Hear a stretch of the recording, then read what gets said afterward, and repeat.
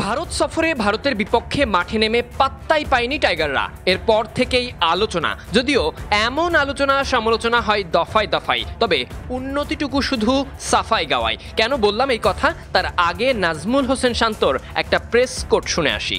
আমরা যখন ঘরের মাঠে খেলি তখন 140-150 রানের উইকেট হয়। ব্যাটসম্যানরা ওই রানটা কিভাবে করতে হয় সেটা জানে, কিন্তু আমরা জানি না কিভাবে 180 রান করা যায়।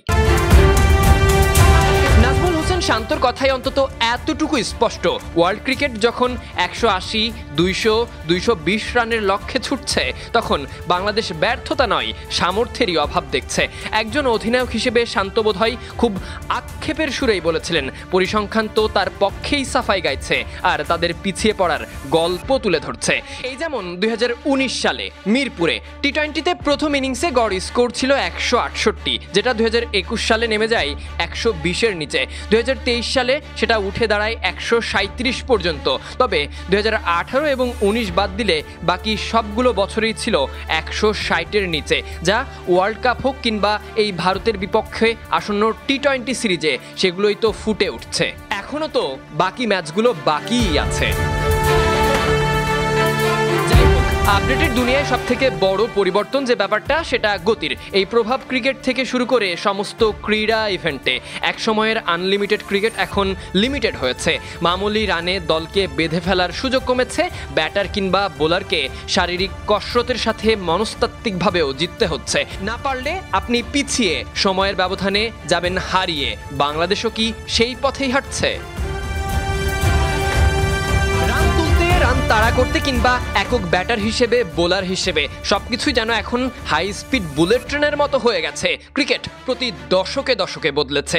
এই আমূল পরিবর্তন ক্রিকেটকে এতটা রঙিন করেছে। তবে এই রঙে রঙিন হতে দেশের ক্রিকেট কতটুকু এগিয়েছে?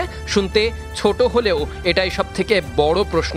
ক্রীড়া ক্ষেত্রে একটা কথা প্রচলিত আছে, প্রতিপক্ষ যত বড় আপনি ঠিক ততটাই ছোট। যদি তালে তাল মেলাতে না পারেন তবে পিছিয়ে পড়বেন, যেমনটা পড়েছে বাংলাদেশ। আগে ব্যাটিং করে বাংলাদেশের 130 রান পৌঁছাতেই নাজেহাল অবস্থার সাথে অল আউট হওয়ার দুশ্চিন্তা। সেই উইকেটে 12 ওভারে ঝড়ের গতিতে রান তোলে টপ ক্লাস ক্রিকেটারকে বাদ রেখে, ওটাই ছিল টিম ইন্ডিয়া। এর ব্যাখ্যা খুঁজতে আপনাকে বৈজ্ঞানিক কোনো সূত্র অ্যাপ্লাই করা লাগবে না। মূল কথা, টাইগারদের পিছিয়ে পড়া, বছরের পর বছর টাইগারদের একই অবস্থানে থাকা। নাজমুল হোসেন শান্তর কথা আর টি-20-র পারফরমেন্স তো সেগুলোই চোখে আঙ্গুল দিয়ে দেখিয়ে দেয়। বাংলাদেশ ছিল একই অবস্থানে নিজেদের স্বল্প সামর্থ্য নিয়ে, আর ভারত নিজেদের ক্রিকেটীয় উন্নতি করে গেছে। এখানেই প্রশ্ন আসে, বাংলাদেশ কিভাবে এতটা পিছিয়ে পড়েছে? তুলনা করা যাক, এই ভারত যখন IPL সহ বিভিন্ন টুর্নামেন্টে প্লেইং উইকেটে খেলে অভ্যস্ত হয়েছে, সেখানে বাংলাদেশ 2020 সালের পর থেকে হিসেব করলে মোটে 85টি টি-20 আন্তর্জাতিক ম্যাচ খেলেছে। তবে এর মাঝে বাংলাদেশের টি-20 স্কোর 170 পার হয়েছে 10 বার, 200 রান করতে পেরেছে 3 বার। সেই 3 বারই অবশ্য প্রতিপক্ষ ছিল আয়ারল্যান্ড। এর মাঝে বিপক্ষ দল জিম্বাবুয়ে ছিল, যেখানে টাইগাররা সমানে সমান, বরং তাদের থেকে কিছুটা ভালো অবস্থানে। সব মিলিয়ে 2020 পরবর্তী সময়ে 170 পেরোনো ইনিংস ছিল 10টি। দলগুলো ছিল শ্রীলঙ্কা, জিম্বাবুয়ে, আয়ারল্যান্ড এবং পাপুয়া নিউগিনি।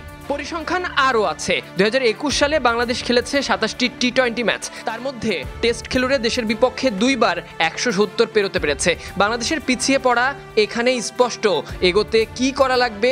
এর একটাই উত্তর, ভালো পারফরমেন্স, ভালো উইকেটে খেলার সাথে নিজেদের কমফোর্ট জোন থেকে বের হয়ে প্রতিপক্ষ দল বিবেচনায় প্রস্তুতি সারতে হবে। ক্রিকেটের সাথে তাল মিলিয়ে চলতে হবে। Sadik Ahmed Sunny, BD sports time.